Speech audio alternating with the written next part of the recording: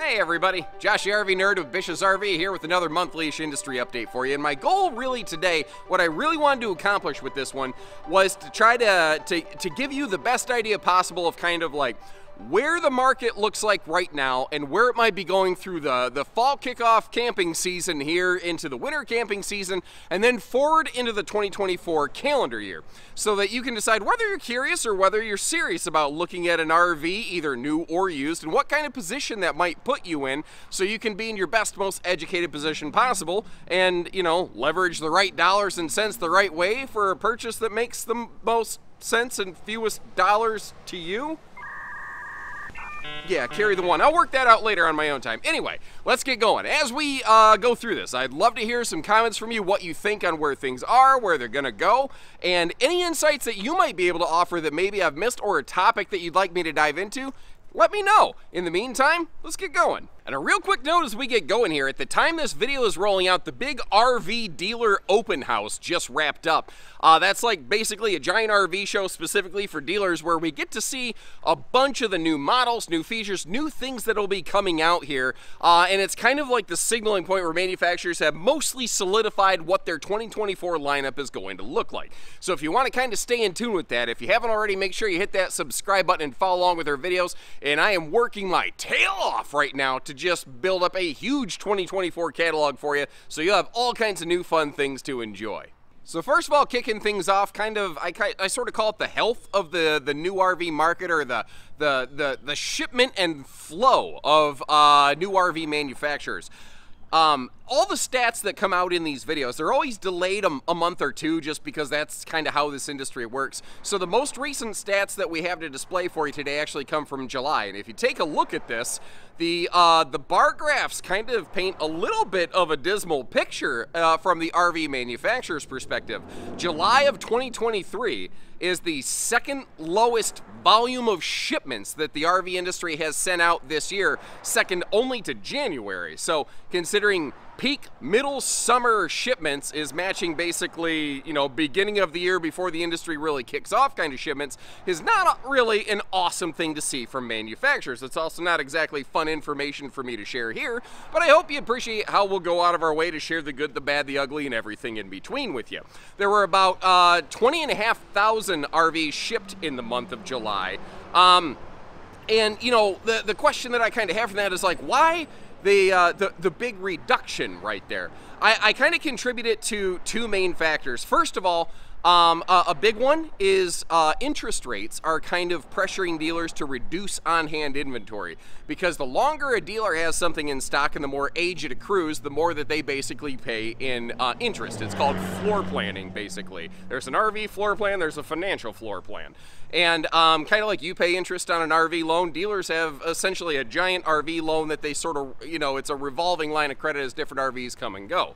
So higher interest means they're paying more money, means they have to keep their total inventory down a little bit lower. The other thing I think really contributes to this is what I just said. The RV open house just finished. All the new 24s are out. They're starting to ship to the dealerships. We've got plenty of 24s in stock ourselves right now.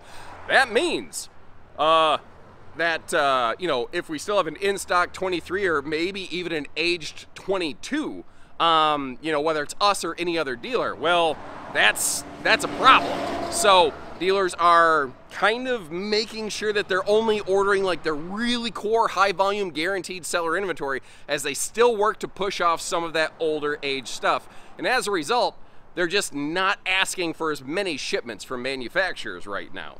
However, the generally pervasive theory out there right now, and again, theory and practice don't always pan out to be the same thing, but the theory is that the industry has seen, basically, we're at the leveling out period. We've seen the bottom of the cooling curve, as it were, and it's actually expected to kind of experience, relatively speaking, a pretty strong fall in winter versus what you'd normally find in terms of historical trends. I'm not saying, you know, expect to see 400,000 additional shipments this fall when we're targeting, currently the way the tea leaves are reading, it's sort of expected we'll see about 297,000 total RVs built and shipped this year within the 2023 calendar year. It's expected that we'll see a little bit of growth and recovery through the 2024 calendar year to the tune of, right now, the general prediction is about 370,000. So, you know, plus about 70,000, give or take. And that is up. Originally, the predictions for 2024 I saw were, you know, around 315,000. So there seem to be a little bit more optimistic predictions there. And I'm seeing that very consistently from a lot of sources. But again, it takes like one major natural weather disaster. There's a lot of things going on with like UAW strikes right now. Things like that can have a very widespread effect on not just the auto industry, but a lot of things in our nation. And I'd be kind of curious, what are your predictions for what you think the health of the RV industry is going to be in the 2024 season? But looking over in the used RV market, looking at wholesale auction values, which is like one of the only things I can personally track. Like, I have no real like direct insight and hard numbers on things like private owner sales. So this is the one thing that I can really track to kind of gain some insights from. It was kind of interesting. It seems like for the last year, 1 month, the value of towable RVs in the used market is up, the value of motorized RVs in the used market is down, or vice versa. And this month is one of the first times I've seen both towable and motorized RVs at wholesale auctions, the value drop down. And I think that there's some factors for that. Like here's a look at some charts for you to kind of look at all the different numbers and values. And I put some insights on the screen for you here.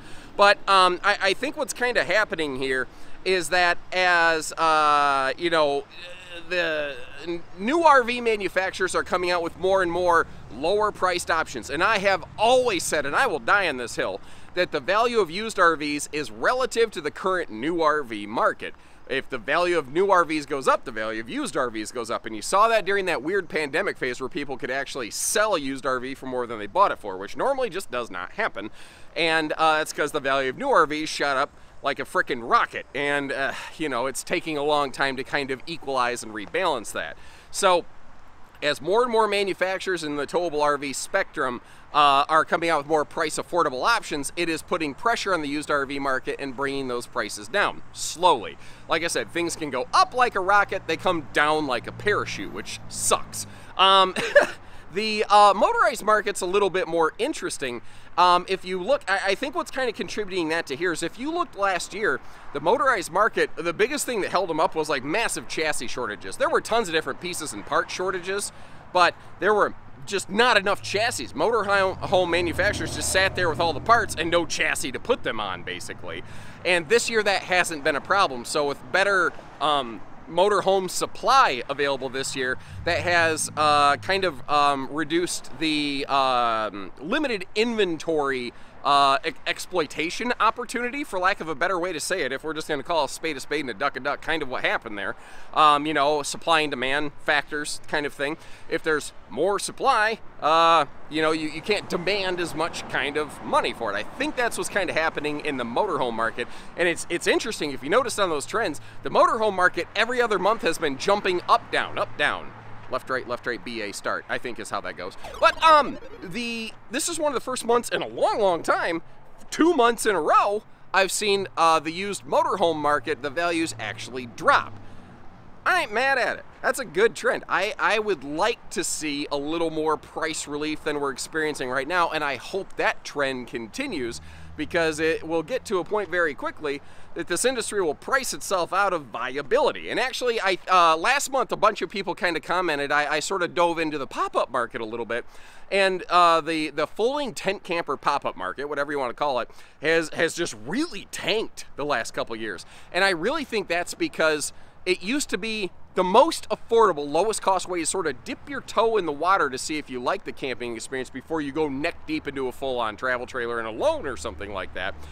But with the way that used pop-up price, or not just used, but pop-up prices has shot up, I think a lot of people have just kind of said, well, if I'm going to spend that kind of money, I might as well just get a small, fully enclosed camper. And I think that pricing has almost destroyed the pop-up market right now. So maybe if we see a resumption of more aggressive pricing policies on those, we might see that market kind of bounce back. But again, that really remains to be seen. Something else I've been trying to keep an eye on, but it's really hard to try to get good, clear data on this, is like are we seeing any new 2022s and 2023s come across those wholesale auction blocks? Also, what kind of like bank repossessions, how many of those are we seeing? And there were some both of new 22s and 23s dealers were just offloading out of their inventory, and there were some bank repo stats. I couldn't get hard numbers on this, but what I was able to kind of glean is that there were, quote, less than they had seen in the last couple months. So it doesn't look like there's a big major influx flood of that inventory out there, which is a suggestion, not a guarantee, but a suggestion that a lot of dealerships are getting a healthier inventory where they're not so plugged up with so many old aged units. But that may also be the reason that we're seeing fewer and fewer new RV shipments right now, because there comes a point where a dealer just has to flat put on the brakes and said, look, I can't restock and buy brand new stuff. I gotta get off the stuff that I got right here, and then we'll worry about it tomorrow. But for now, this is my reality. That's all. That's not necessarily guarantee, but with my experience, that's kind of the trend and the way that it sort of looks to me. But again, I'm just one dad bod dork. I ain't got it all figured out. I ain't no authority. And further supporting my little nerdy theory that dealer inventories are getting healthier, meaning not as many aged units, overall the age of their inventory getting younger, so the dealers aren't like scrambling trying to pay the bank tons of extra interest money, is the fact that, again, for 5 months in a row, sales have outpaced shipments. So people are buying more RVs that are being built and replaced into the RV inventory nationally. Like if you pool all dealers together, more people are buying RVs than are getting put back into the pool. And to the tune of almost 45% more in this last month in July alone. So that's where it's a really interesting tale of two cities. In July, you know, there were again a very barely over 20,000 shipments, but there were nearly 30,000 RVs purchased. So don't get me wrong, I'm not trying to smokescreen anything here. The RV market overall sales are down from like last year and whatnot, but they are kind of returning to a little bit more of a traditional trend. But again, I think this represents dealers selling off their existing stock, getting their inventory healthier, making themselves more financially stable and viable. We have enjoyed historically low interest rates for a nearly unprecedented amount of time in this country, and it's kind of skewed our impression of how the RV industry works, where dealers were able to sit here with just hundreds and hundreds of units. Like if you watch the history of this channel, you would hear me say sometimes how my home store here had 400, 500, 600. One time at our peak, we had 706 units in stock at this dealership. We were packed full. But interest rates were so low, we could do that. We could keep all that inventory on hand, and we could have the best sellers and some of the other stuff mixed in. Right now, what you're finding is the dealerships are really only focusing on like the best seller, big hitter inventory, because they don't want anything sitting around for too awful long. Year to date, there have been almost 250,000 RV registrations, like through the month of July. Now that is down about 17-18% from last year, but considering last year was still coming off the tail end of a essentially a pandemic fueled sales season, overall this has not been a bad year for RV sales. It's not going to be a record year, and again, it is kind of predicted that things will sort of resume a little bit of a growth trend next year. But that's kind of what's happening right now. But I always think it's really important to sort of point out the fact that shipments and sales are not the same things. And when there are periods like this where manufacturers are not going at a breakneck pace, doing nothing but building anything they possibly can, it means they have the opportunity to develop new RVs, new floor plans, make updates. That's why kind of for a couple years there, you sort of saw the industry almost stagnate with very little new stuff coming out. This year, you're going to see one of the biggest influxes of all kinds of new stuff, whether it's floor plans, new decors, new exteriors, all sorts of things happening. Like Lippert just had this this big powwow where they unveiled things ranging from new leveling systems and opening up their ABS anti-lock brake systems to basically anybody and everybody. Like, it's not just manufacturers, it's suppliers, it's all kinds of new stuff has a chance to come back to life and be new and fresh and fun again. And that's what I find interesting, because otherwise I tend to get a little bit boring, and then you see me do some stupid like Catalina Battle Fort activity in one of my RV videos, but that's an entirely different topic for an entirely different day. One of the indicators that I was looking at here as to like what people might expect going into the 24 season, and again how there's expected to be a little bit of a growth and a rebound for the 24 RVing season, is the fact that we are already seeing some exceptionally high rates of a lot of people planning fall and winter camping, to just kind of lump it together, cold camp season.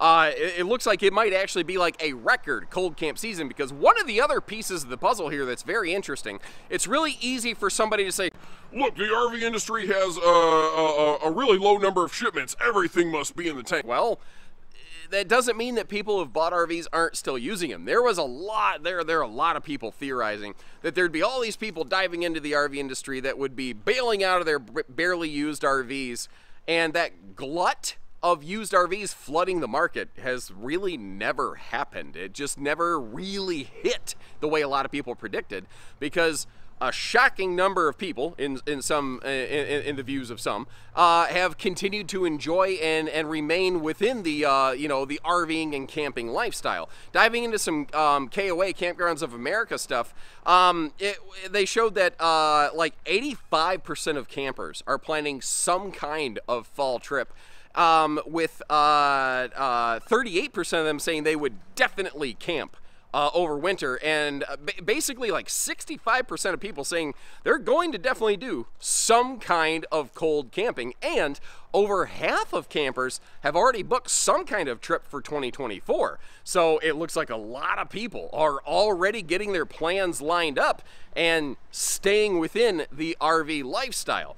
And the data's matching the polls. Campground reservations, I've called around locally and some national camping chains, and they are saying that, yeah, their fall registrations and their spring, people already booking out into their spring seasons, the campgrounds that allow people to book out that far, are already starting to fill up, which is just really incredible to me, and a sign that it doesn't seem to be diminishing in popularity by any means. But with all these people entering the RV market and staying in the world of camping and RVing, where are they going to take these things? Now, certainly there's been massive growth in like boondock off-grid RVing, which we've seen really spur a lot of RV factory solar, but that's not for everybody. You know, it seems to shock a lot of people because it varies regionally. So like when you go out west, it's very heavy boondock country, but what shocks a lot of those people learn is the majority of RVers still camp in some sort of campground with some level of hookups.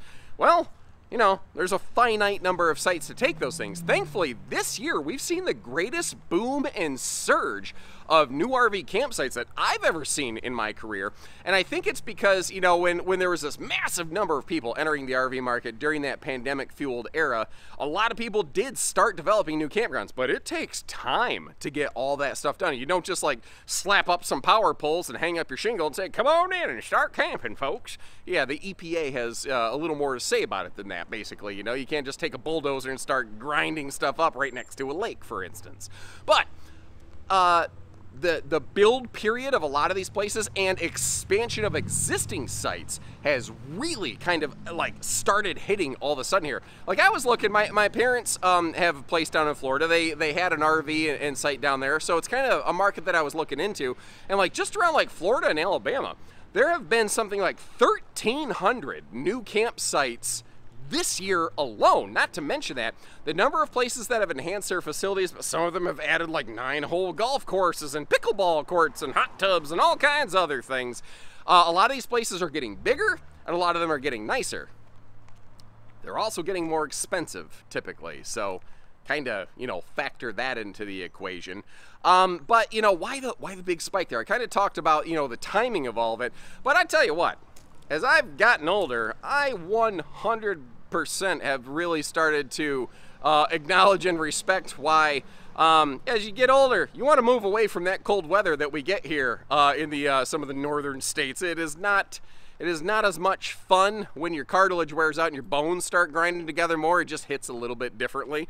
But I also think that there's a lot of people still moving into the world of RVing for an unfortunate reason, and that is alternative housing. And I think that that could actually be a really big representation of the number of people who have purchased an RV and stuck with it and not bailed out of the market like a lot of people predicted, because it's kind of like if you look at the cost of living and incomes versus cost of housing, it's gotten a little bit out of whack for a lot of people, and a lot of people have had to look to RVing as the more affordable alternative housing source, which I don't love, because that's really not what these things are built and intended for. And somebody, the radar just went off and said, what? No, they're not. It is supposed to be generally speaking, a casual leisure kind of thing, not necessarily an everyday house function. A lot of people do it. You take care of it properly, you can get it done, but that's not, it's a little bit of a square peg in a round hole.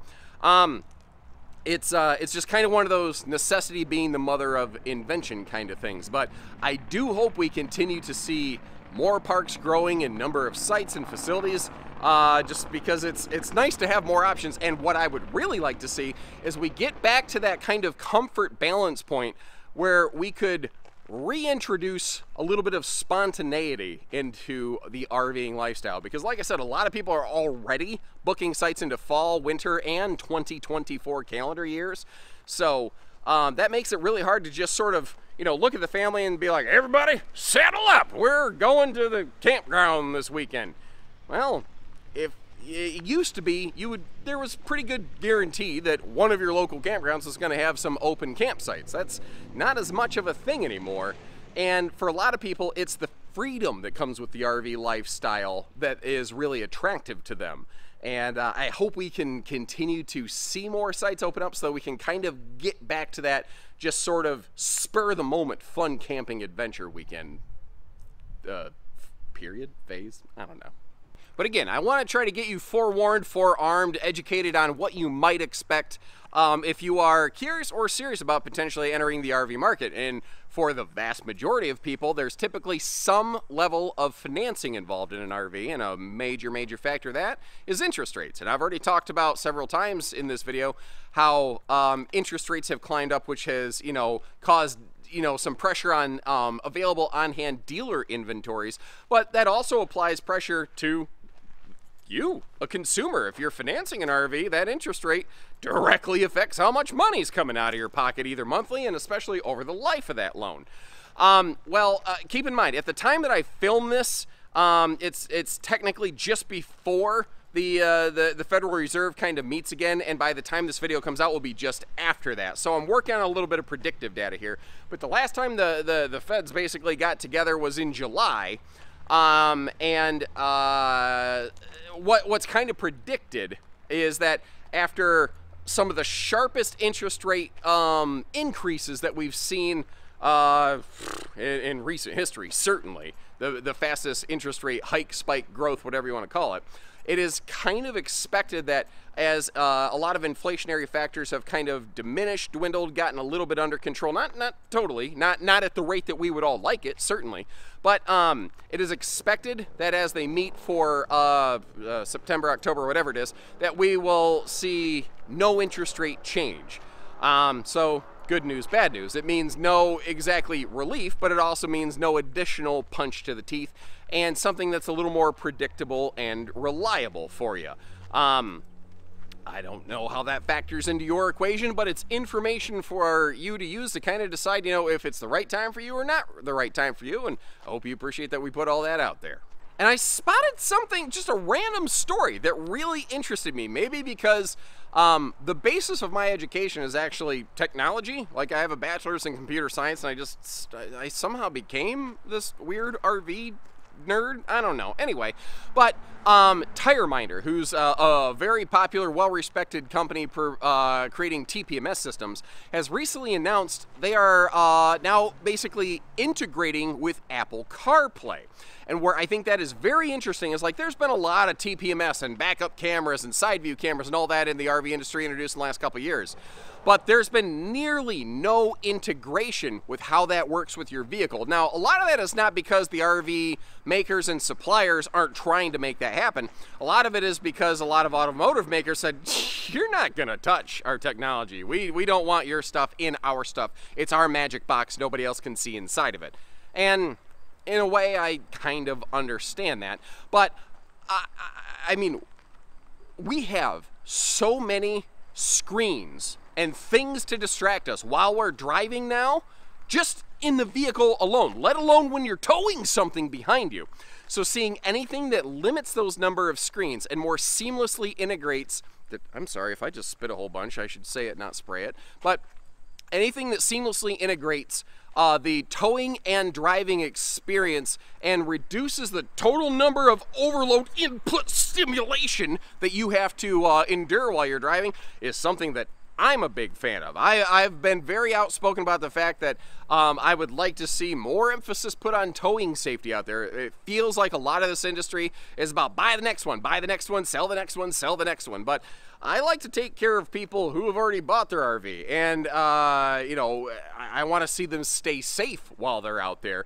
And you know, things like anti-lock braking, electronic anti-sway, more integration. Like, I would really like it if you were, you know, in a truck and you shift into reverse. If the RV had a backup camera, I'd like to see that backup camera displayed on the truck's dash. But there's very, very little of that right now. So I'm probably foolishly optimistic that maybe this is the first sign of that. And maybe if it can't happen through the automotive manufacturers, maybe things like, you know, Apple CarPlay or Android Auto, maybe that's the backdoor workaround to getting more of that integration displayed in a more seamless and less information overload, distract you while you're driving kind of way. It's my nerdy little hope. Now, jumping over to some manufacturing news, you know, you could always share all kinds of different tidbits, but a couple things really sort of jumped out at me here. We've been talking about how different brands are coming out with different price-sensitive series. Ember's something that has a lot of very cool features, but a lot of times when you get into them, you just see the price tag, and you get that sticker shock real quick. And, you know, if you want things built a little bit differently, sometimes that's the result. But they are actually getting ready to launch and introduce a more streamlined conventional series, and I don't have full details on that yet, but again, stay tuned. Chances are I'll be able to get some of that stuff covered here on the channel, so if you're kind of curious to see what the next little leg of the adventure might be for them, make sure you subscribe and follow along here. And following along with that trend, like I said, the real trend in the industry right now, the biggest shift is kind of a reintroduction of a more price-sensitive product, because in the last couple of years, you've actually seen where the more entry-level and lower price point things from manufacturers have kind of phased and dwindled out, and you're kind of seeing that get reintroduced here real quick. And different manufacturers are doing it different ways. Like Winnebago just announced their stick and tin access series. It's the first stick and tin we've seen from Winnebago in a long, long time. What's funny, a lot of people don't realize Winnebago actually began as Winnebago Trailer. This is now the third time that they've entered the towable RV market. It looks like they're going to be around to stay for quite a while this time. But along with that, I happen to have some inside track. They have yet another more like smaller, lighter, price-aggressive series coming out that I can't disclose any details on, but again, stay tuned, I'll have some of that coming out. And similarly, over at Keystone RV, they've gone through a bunch of their brands and divisions at Keystone, and they're introducing things under a couple different names, but a lot of them you're going to see like Keystone Classics. These are going to be just that harken back to a little bit more of the days of camping, less glamping, less, you know, fireplaces and ceiling fans, and more just beds, bunks, kitchens. Not everything's going to be a bunkhouse, obviously, but just basics, where maybe you want to sit under the awning and talk to one another. Maybe you're not going camping to watch TV. Now, some of them are called Classic, some are called Select. This is kind of based a lot on the success that the Cougar series saw almost overnight with the introduction of their Cougar Sport series. That's kind of really laying the groundwork over there. And personally, I'm glad to see it. What I'm also really glad about is they're not like gutting their lineup. They're not stopping everything else they've been doing. They're just introducing a new layer into the mix and something that's a little more accessible, a little more affordable for someone who's like, dude, I just, I want to take my family out camping a couple times a year. I don't need something that's like a house on wheels. And that makes sense to me. That's kind of what camping was, well, RV camping. A lot of people, camping's in a tent. I'm not necessarily going to argue that, but I will tell you, I don't know that I love camping, but I do enjoy RVing, but I don't know that I need a glamper is kind of what I'm getting at. Does that make sense? And one last little thing here in terms of manufacturing news, then we're going to wrap up. Alliance RV is doing something that is very, very rare in the RV industry. They are actually offering a true factory rebate. That phrase, rebates, gets abused badly in this industry because one of the things about the RV industry is that because it's not the size of the auto industry, there's fewer whistleblowers really paying attention to it. And in a way, less regulation is nice, but at the same time, it also allows for dangerous, kind of shifty exploitation from various marketing aspects to borderline prey on consumers. Most of the time, there's no such thing as a rebate in the RV industry. But what, and I'm sorry, I am painfully late putting this out there. It actually started September 1st, but I had already put my industry update out there for that month. They are offering, for the year of 2023, on any remaining in-stock 22 and 23 model Paradigm, Valor, and Avenue RVs in stock at dealerships, a $2,023 rebate. I will leave you a link in the video description to get to that claim form, or if you're watching on TV, I'll put the QR code here on the screen where you could check that out. So if you bought a 22 or 23 Alliance Avenue, Valor, or Paradigm from September 1st now through October 31st of this year, there you go. You qualify. Get that filled out and send that in. Again, apologies, I got it out there late. I'm shocked I haven't seen more people talking about it.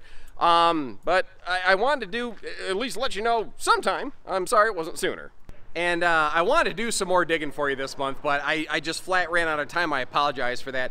This time of year, when all the new stuff comes out, is weirdly the hardest time of year for me because it's when my entire video catalog starts over, and I am just scrambling, running, walking, flying, driving all over the place to try to get to all these new things to get all that footage for you. What I can tell you is that I have seen some really fun, exciting stuff. I've already had some of it come out here on the channel, and I've got a bunch more in store for you. So if you want to, keep in tune with these various industry updates, or if you want to see the actual result of some of the stuff that I've talked about, make sure you hit that subscribe button, follow along. And if you appreciate the information we brought for you here today, like our video, leave me a little comment. Let me know, whether you agree, disagree, if what you see lines up or is different. I'm always interested to hear different viewpoints because a lot of this is just what's seen through my nerdy lens, but it's not like I have some ability to see, everything all at once. There's always different factors out there. And if you know somebody where this information might be valuable, hit the share button on this video, throw it into your favorite Facebook camping group or something like that, and maybe help spread the message around there. Again, the goal behind this, whether it's beneficial really to us directly or not, is to help educate you in that relentless pursuit of transparency. And I hope you appreciate the time and effort we put into this today. My sunscreen's running thin, as so's my hairline. So take care, stay safe, have fun. I'm getting out of the sun, everyone.